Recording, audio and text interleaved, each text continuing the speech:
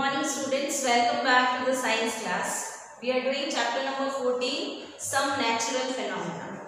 We have already discussed in the previous videos that some of the natural phenomena can be very devastating. They can cause a huge damage to life and property.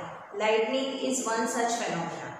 During thunderstorms, especially in the rainy season, you can see the lightning discharge, the sparks of lightning in the sky.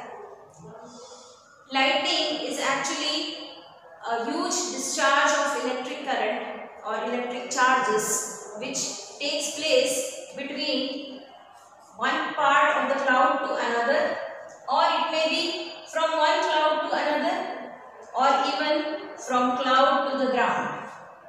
When it occurs from cloud to the ground, it is very devastating.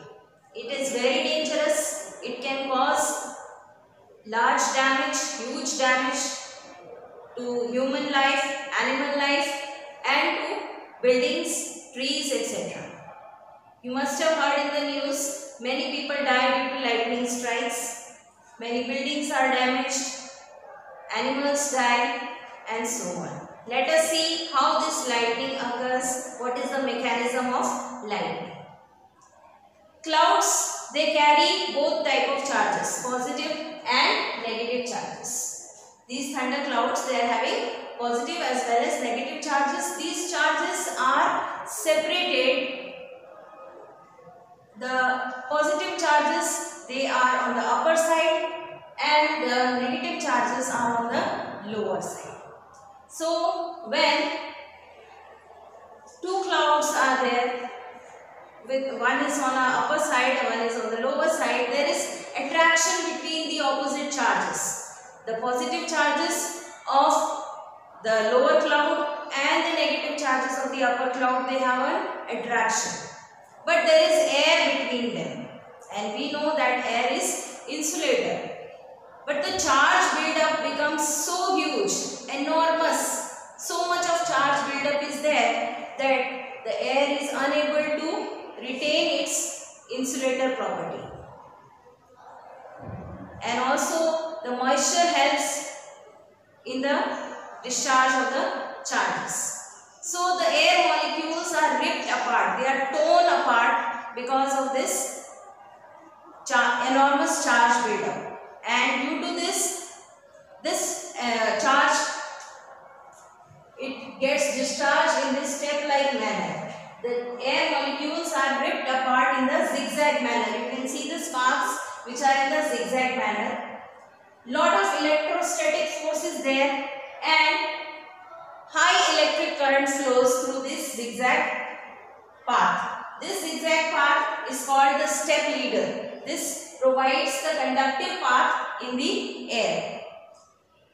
This zigzag path can be formed between two clouds, or it can be between two parts of a cloud, and it can be between the cloud and the ground. As the electric current is there, high amount of electric current, huge electric current is there for short period of time, it generates high temperature. Temperature can be as high as 30,000 degrees Celsius, which is even more than the outer surface of the sun. This temperature lasts only for few seconds, or you can say very short period of time, and due to this high temperature, the air expands suddenly, and sudden expansion causes the loud thunder, loud noise which is heard during the lightning. The spark is seen first and the sound is heard later on. This is because the light travels faster than the sound. So you see that zigzag spark of light in the sky, and then after few seconds you hear the thunder. Now, as I said, that lightning is very, very devastating. It can cause huge damage to buildings. So in the large cities where skyscrapers are there, very tall buildings, multi-storied buildings, if lightning strikes on them, what will happen? The whole building will be destroyed, people will die in large number. So there is a kind of a device which protects these buildings from the lightning strike. This is called lightning conductor. Now let us see how a lightning conductor works.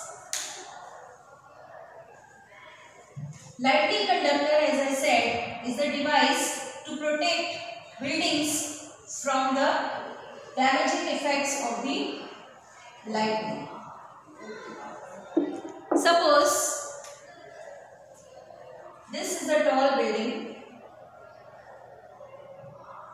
and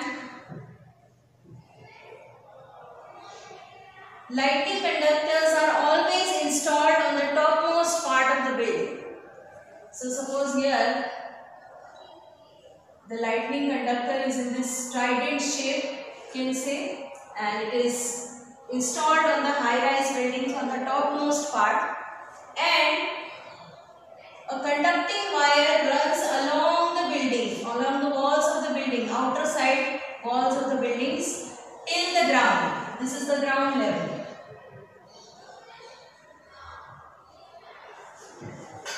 So on this ground level, this conducting rod, it goes beyond that, it is deep inside the soil and it is connected to a copper plate.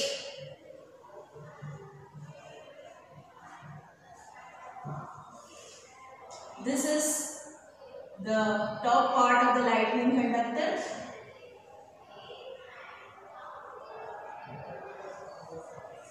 The metal rod which runs along the wall of the building from the outer side and buried deep inside the soil is the copper plate. Now, as the lightning strikes, because this lightning conductor is made up of a conducting material, the lightning will not be striking on the building, it will strike on this top part of the lightning conductor. And the charges will be carried by this metal rod to the soil where they will get discharged, and the building will be protected from the damage caused by the lightning. So this is how a lightning conductor works. Now, if we are inside the building, we are safe. But what about the places, if we are going outside somewhere, how we can protect ourselves? What precautions we should take during lightning? Number one, try to stay indoors. Try to find shelter in some building. That is the safest place. You enter some building and make yourself safe. But in case you are unable to find a building, you are on the road, you are in a vehicle suppose, so stay inside the vehicle. A bus or a car is safer than the outer environment. Even if this bus or car or any closed vehicle is not available, please do not take shelter in the open vehicle. Then if building is not available, if the closed vehicles are not available, then squat yourself on the ground at some lower area, not on higher place. And do not run across the open field. Don't try to cross an open field during lightning, because the lightning may strike anytime. Tall trees can be very, very dangerous. Never to take shelter under tall trees during lightning. So these are some of the precautions we can take to make ourselves safe from the lightning.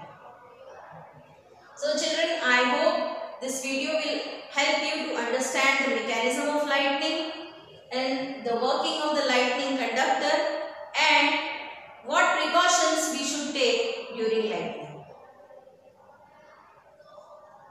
And just go through the book also so that you can understand it better and try to understand the concept behind the lightning.